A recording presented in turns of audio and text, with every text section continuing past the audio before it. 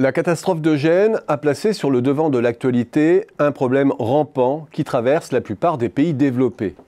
Le déficit et la dégradation préoccupante des infrastructures collectives. Peu de temps avant, c'était la énième paralysie de la gare Montparnasse et la succession des incidents sur le réseau français qui surlignaient une fois de plus la déliquescence des infrastructures ferroviaires hexagonales, sans parler de la crise du fret. Au printemps, c'était l'emballement du débat autour des nids de poules à Paris ou sur l'ensemble du réseau routier qui avait défrayé la chronique. Et il y a un peu moins d'un an, la question des infrastructures avait été au cœur de la campagne électorale allemande. Ces dernières sont elles aussi dans un état de délabrement avancé. Une étude de l'Institut allemand DIW a ainsi récemment montré que près de 20% des autoroutes et 41% des routes nationales ont besoin d'être remis en état. Près d'un tiers des ponts ferroviaires ont aussi dépassé leur date de péremption. Selon l'Institut, depuis 1999, l'Allemagne aurait accumulé un retard d'investissement proche de 1 000 milliards d'euros. Le problème est général. Sur l'ensemble de la zone euro, la part consacrée aux investissements en infrastructures, dans les transports, la santé, l'éducation notamment, s'est nettement infléchie avec la crise. Alors que cette part oscillait entre 3 et 3,5% du PIB dans les années 90-2000, elle se stabilise aujourd'hui à 2,5%. Tous les pays ne sont certes pas logés à la même enseigne.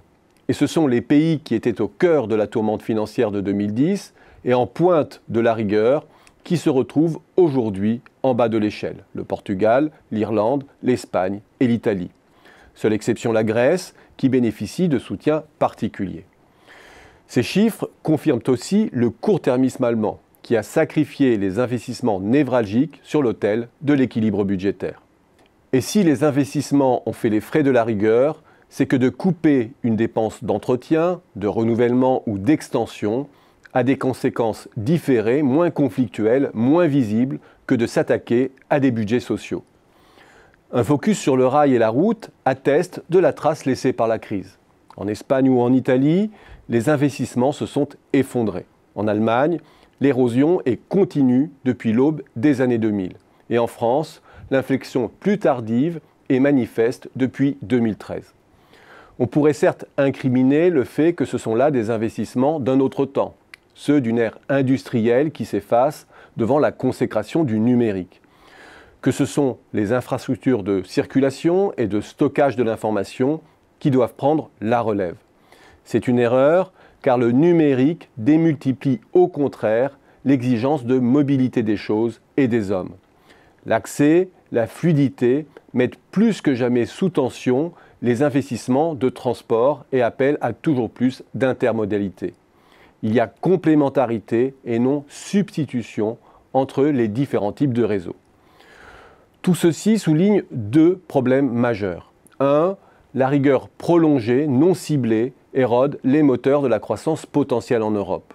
Et ce faisant, il y a bien un risque de cercle vicieux auto-renforçant qui exige des impulsions discrétionnaires pour le briser. Car l'affaiblissement du potentiel limite en retour les moyens mobilisables en faveur des infrastructures. 2. Le ratio dette sur PIB qui rapporte un stock à un flux est devenu une référence clairement insuffisante en matière de surveillance financière des États. Les États contemporains ne peuvent faire l'impasse sur une approche bilancielle plus complète de la dette.